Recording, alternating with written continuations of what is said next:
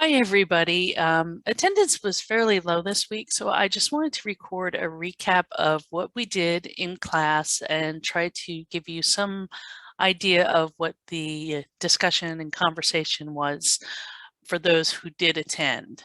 I did take some notes on the board, so I will be sharing those screenshots and talking a little bit about them. But first, I want to take you into the resources for week 12 because I did add a bunch of things after I recorded the overview video.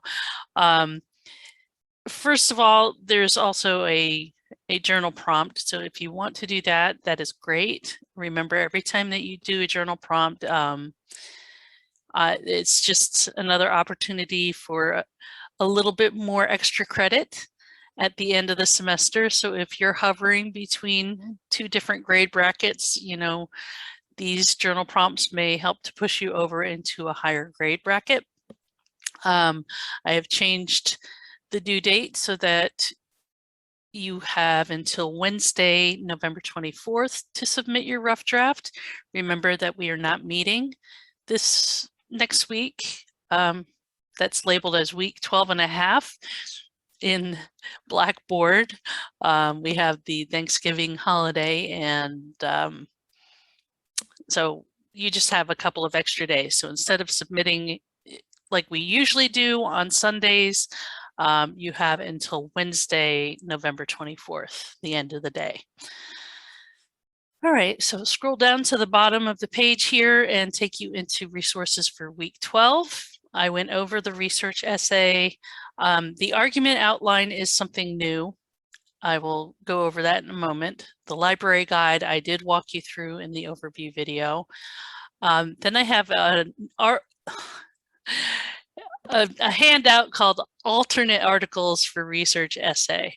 Then these two handouts I walked you through. Then we watched a quotation and citations video in the Wednesday night class. The Tuesday night class opted not to, but I do have some notes for this, so I will share that that photo of the board.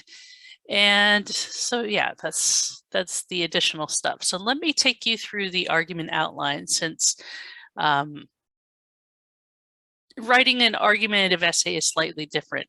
So this isn't a formal argumentative essay like you would be doing in English 102. This is just kind of a taste of it.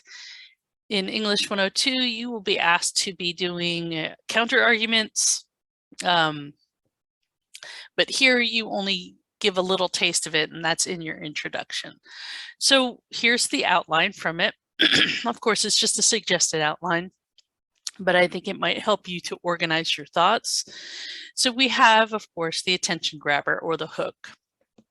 And you can enter into your essay in a number of ways. Remember, we could start with a quote, we could start with a shocking statistic, an anecdote. There are a variety of ways that you can grab your reader's interest, but you do want to grab your reader's interest right off the bat, right? Of course, similar to the rhetorical analysis essay, you're also going to include some background information so that your audience is aware of the material that you're discussing or arguing in your essay. So you want to provide, you're going to set up your position by explaining the video that you've selected and the speaker you will be arguing for or against. So you want the title of the video and you want the name of the speaker.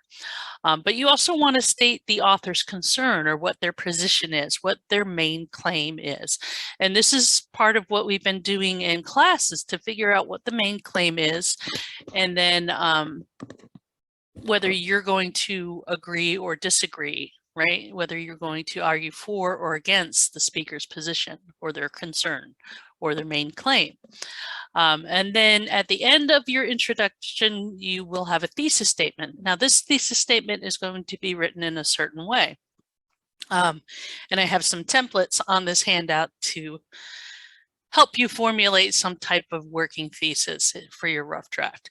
So you're going to concede some points, or at least one point, right? So you're going to agree with one aspect of the opposition's argument, right? So if you're agreeing with one of the speakers, you need to think about what somebody who disagrees with the speaker would say. Or if you're disagreeing, then you would have to think about what someone who agrees with the speaker would say. So that is your concession. And then when you say, yes, this person has some valid points, you're then going to turn around and refute that and say, however, this is where I feel they got the argument wrong. This is where you're going to disagree with the rest of the opposition's argument. So let's take a look at the templates here below. And these are from a book called They Say, I Say, which is a book I like to refer to when I'm teaching English 102 and doing deeper argumentative essays. But these are templates for making concessions while standing your ground. So the first one is filled out. Although I grant that the book is poorly organized, I still maintain that it raises an important issue. So here is the concession. The book, yes, the book is poorly organized. However, right, I still maintain that it raises an important issue. This is my argument. This is where I disagree, right? So you can think of it as kind of like a yeah, but, right? Yes, you have a point. However, yeah, you're right, but here's where you're wrong. What about this, right? If you think of the concession as kind of the concession and refutation as kind of you saying yes, but I think that helps to frame things. So here are 3 other sorts of concessions where you can still raise your own point or kind of turn around and make a refutation, right? Refute the argument. Proponents of X would stand for whatever, are right to argue that blank, but they exaggerate when they claim that blank. So you're pointing out where they get the argument wrong. While it is true that blank, it does not necessarily follow that blank. While it is true that the internet consumes a lot of our time, it does not necessarily follow that it is bad for our brains. You know, to take a point with Nicholas Carr in his video, Is the Internet Making Us Stupid? So on the one hand, I agree with Sherry Turkle that social media affects our personal relationships, but on the other hand, I still insist that social media can help us maintain good social ties. Not really the best of arguments, but at least as an example. So that would be how you can piece together your thesis statement, okay? Then your body paragraphs are going to have some supporting points, and you'll have multiple paragraphs, however many that you need to get the job done. Hopefully 3 to 5 points that you take out of or take from the video, or that will support and develop your argument, and it will be supported with the evidence from research. So either the pre-selected articles, or if you want to challenge yourself and do your own research and find articles that will help support your position, I'm very much open to that. And of course, you will use MLA in-text citations and keep track of who you're quoting and who you're paraphrasing. Just make sure that you give proper attribution. And then in your conclusion, you will connect the points in the essay and leave with a strong final impression. Make sure that you have your works cited page. It's a separate page and does not count as one of your 3 to 4 required pages.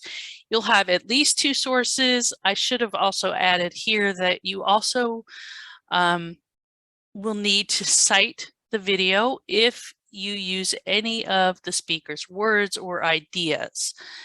Chances are you will be doing that, right? You might say, you know, so-and-so said this in their video. You will need to cite that in your works cited page. And again, just refer to that handout, how to cite a YouTube or TED Talk video, and you'll be good to go. Also make sure that your works cited page is in alphabetical order. That means that all your listings are alphabetized, ABC, right? And that you're using correct MLA format. So that is the handout for the sample argument essay outline. And then the other handout is this alternate articles for research essay.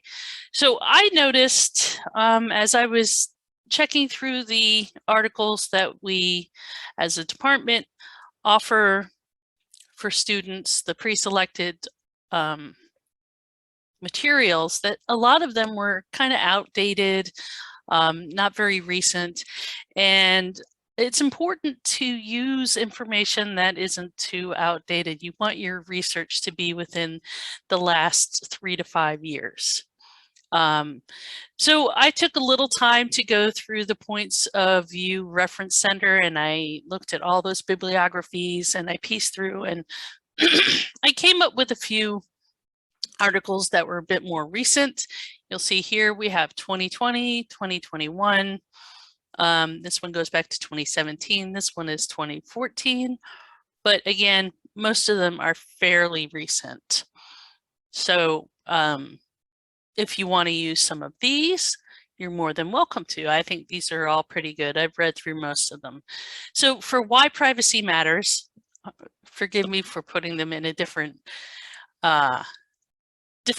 order than we watch the videos, but for Why Privacy Matters, we have 10 reasons you should still worry about NSA surveillance. If you remember, Glenn Greenwald talks about how he interacted with Edward Snowden with that whole NSA surveillance leak of information, and so he's, you know, very much related to this NSA surveillance stuff. Here's an article from 2020. The US rolls out a new bill to reform NSA surveillance. This can help you to become informed if you are thinking about writing about why privacy matters. I also included a link to the mission statement from the NSA itself, just to provide an alternate view. And then we have an article from the American Civil Liberties Union, the ACLU, from 2021 regarding NSA surveillance. So these are all just kind of touching on NSA surveillance. For Connected But Alone, we're dealing with social media primarily. So we have 2 articles from the Associated Press, their Center for Public Affairs Research. First one is American teens are taking breaks from social media. Some step back deliberately, but other breaks are involuntary. I found this to be a very interesting article, and there is, I think, let's see if this will open for you. And if you're seeing it, make sure that we have a share. Yep, okay. So if you look up here, we have top line results, public use files, and then report. The report is a much longer PDF. This is just kind of a summary of that report.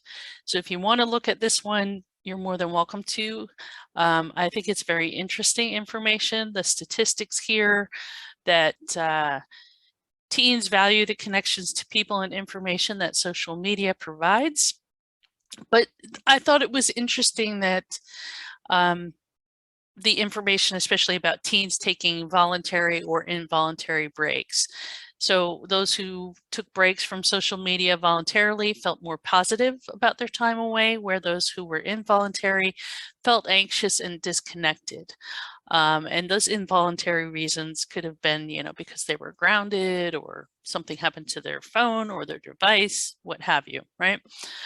So I thought that was an interesting article to take a look at. Likewise, the second one, talks about Instagram and Snapchat that are the most popular social networks for teens, and that Black teens are most active on social media and messaging apps. Again, it's very interesting information, and it can lead you in several different directions. This one from 2014 is an article from Tech Radar, How Smart Tech is Improving Our Human Relationships, just to show the flip side of Sherry Turkle's argument that smart tech and social media is just kind of ruining our human relationships, but this one says that it's improving our human relationships. And then I have from the Pew Research Center a social media fact sheet, excuse me, fact sheet, which gives lots of, has a lot of data with graphs, and just it's very interesting to take a look at as well. Then lastly, we have is the internet making us stupid? So the first one here is an article from Information Age in 2018, How Virtual Worlds Are Teaching Better Lessons. And then the procon.org website that I showed you in class a few weeks ago is the internet making us stupid. This is the pros and cons. And this kind of gave me the idea for an activity that I did in class for each of the videos, which I will discuss in just a minute. Then we have the relationship between cell phone use and academic performance in a sample of US college students. And the last one is VR may strengthen your brain waves and be an effective Alzheimer's treatment. This was done this summer in 2021, and I just found it to be a very interesting article that technology such as virtual reality can really help build brains and help with creating new neural pathways. So it's very interesting to me that, you know, the internet may not be harming our brains as much as Nicholas Carr, as much as Nicholas Carr contended back in, I don't know, when was it, 2014, 2010, some time ago, before virtual reality was really a big thing. So these are the alternate articles. As I said, you're welcome to use them, or if you find other articles by using Academic Search Complete or the Points of View Reference Center, then you're more than welcome to use them. If you're not sure, you can always just send me a list of links and you know, get my okay. I do recommend watching this quotation and citations video. I do have some notes for this, as I said before. So let me pull up my Google Photos. So here, this is from the Wednesday night class, some of the pros and cons of the various videos that we watched. Yeah, this is Wednesday night. I just have to make sure that it's Wednesday night. Wednesday night has a nice big long board that I can stretch all my writing across, whereas my Tuesday night class, we have like half of a board. So you'll see here that some of the ideas here, oh no, this is from Tuesday night, my bad. They don't fully learn. There are too many distractions, we lose concentration and don't have deep processing. And so the counterpoints here, or the cons, what about tutorial videos, online learning, Zoom? For distractions, it's not just the internet. People who are easily distracted are going to be distracted anyway, whether that's ADHD or they're neurodivergent. And then a deep focus isn't dependent solely on print media. And we had a little bit deeper conversation about how people who play video games or are immersed in virtual worlds can have a very deep focus. But there are people who, you know, whether they're neurodivergent, tend to really hyper-focus on certain things at one time anyway. So I don't think it's just the media or just the internet that is making people distracted, or that print media makes people concentrate and process more deeply. I think the argument is a bit flawed there. So here we have Turkle's connected but alone. And some of the points we came up with were technology impacts human interaction. We're losing communication skills. There's social isolation. We're substituting with social media for genuine relationships, and that we can curate our own image. So some of the counterpoints: that technology can help, especially during pandemic. Communication is easier now. We don't have to deal with long distance, and we're able to talk to people from all over the world, not just our small sphere of people who are nearby. We didn't really, we kind of touched on the isolation issue. If you see isolation, the technology can also help during pandemic when many of us had to socially distance. We reached out to our friends and our families, our coworkers, teachers and students. The technology really helped us to have some semblance of connection, even though it's not a substitute for, being in person and face to face and being close to those that we want to be close to. So for the substitution, you can maintain positive relationships even while using social media. Again, I think COVID really changed a lot of things for us, and I would love to find information out there that addresses how COVID has changed our relationship with social media. Then curating our image, well, what about Facebook moms? Somebody came up with that. But we can also curate our feeds, right? We can make our feeds in such a way that it's not just mindless stuff. We can put all sorts of, we can subscribe to all sorts of wonderful things that aren't just, looking in on somebody's drama, right? So this was Tuesday night's class. Let me go, whoops, wrong direction. Let me go find, well, let's do Greenwald then. So why privacy matters. So we had, this is flipped. So let's take a look at what some of the points that Greenwald made, what defines good and bad. And he contends that we want parts of our lives to remain private, that not everyone should be monitored because of a few who may do harm. And then we also talked about profiling, whether it's race, ethnicity, stereotypes, etc. So some of the counterpoints there: if you're a good person, you don't need to worry about privacy. The government monitors all of us to keep safe. And then we also have a counterpoint of the police keep us safe. So this went in a totally different direction than my Wednesday night class, but I found that to be very interesting. So let's go to, this is Wednesday nights. So we'll start with Carr. Some of Carr's claims: the internet is changing us. We're becoming addicted. We are info junkies. Attention spans are decreasing. We can't truly multitask. We crave instant gratification. And then we had, of course, that whole point of memory maids. So some of the counterpoints are: neurodivergent people may benefit from internet or technology. Their brains naturally need more dopamine. Regarding attention spans, again, those with ADHD or other neurodivergent conditions are distracted by things besides the internet or technology. As far as multitasking, some people are more naturally adept to quote unquote multitask. I put it in quotes because we really do not. We really can't truly multitask. However, there are people who can do a variety of things and sometimes need a lot of stuff going on around them in order to focus better. And then for memory maids, we don't really need to remember. Kind of a weak counterpoint there, but that's okay.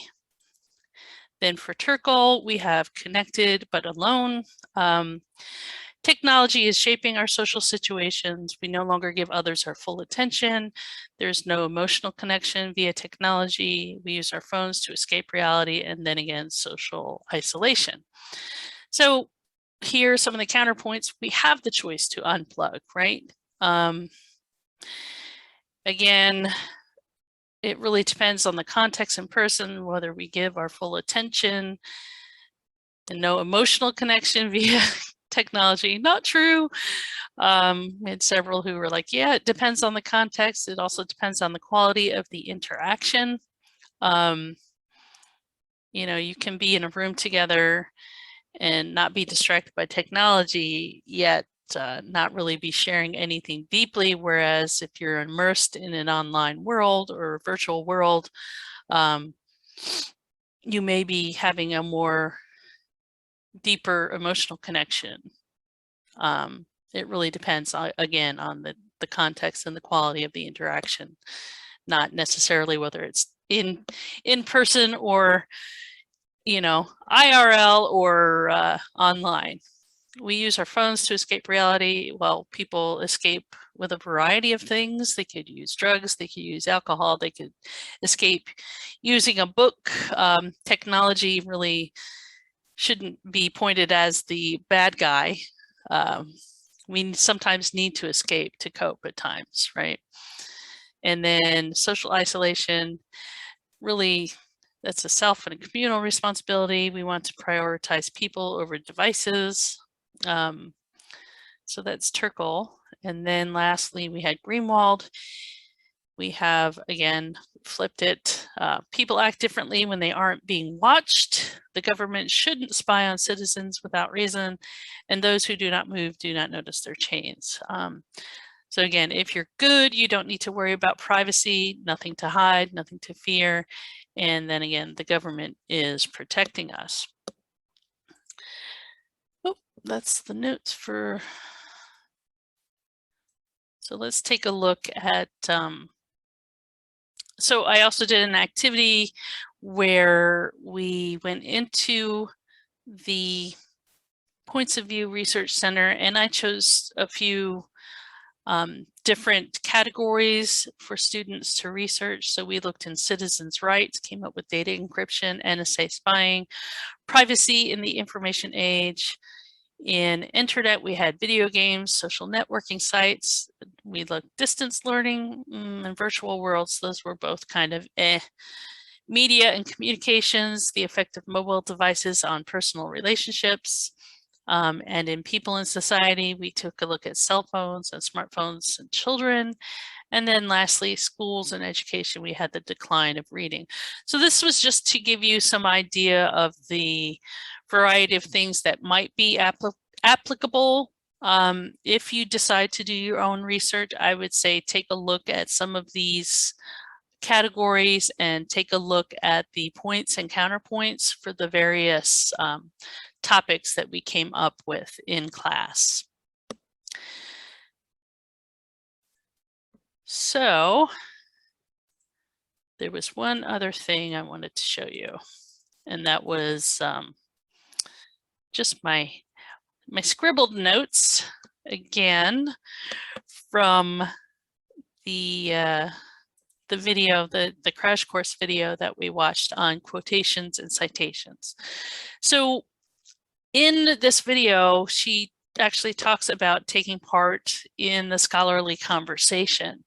So if you think about it, when you're doing these academic essays and you're writing and you're incorporating other people's words, you're actually taking part in the scholarly conversation. You are building upon ideas and you're incorporating new information or building new knowledge. So when we quote or we paraphrase, we are explaining and expanding on others' ideas. So of course, you know, we have the quotation, which is enclosed in quotation marks, and then you have your citation here. When you paraphrase, you're taking somebody else's ideas and putting those into your own words. But again, it's important to give proper attribution. So you use your in-text citation. And then lastly, we have the explanation, right? You are shedding light and you're able to process deeper thoughts. What we don't want you to see, what I don't want to see is a drop quote. She talks about drop quotes in the video. This is what we sometimes call a hit and run quote, whereas you just plop a quote in without any kind of explanation or introduction, and it often confuses the readers. So do not drop and run, or do not hit and run. You want to engage with that source material so that you make it clear where the information comes from and why you're including it. So with these quotation, paraphrasing, and explanation, we have here where to find the information on a topic when you're giving proper attribution, and that leads to your works cited page. And then she gives us a nice little acronym to help us remember when we're quoting and citing material. We have SWAG. S stands for stage setting. That's the context of the quoted material or the incorporated material. W, so you're setting up the quote, right? You're going to introduce the quote and provide a little bit of context. So-and-so says this, right?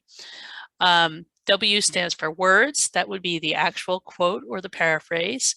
A stands for attribution, where it comes from. That's your in-text citation, right?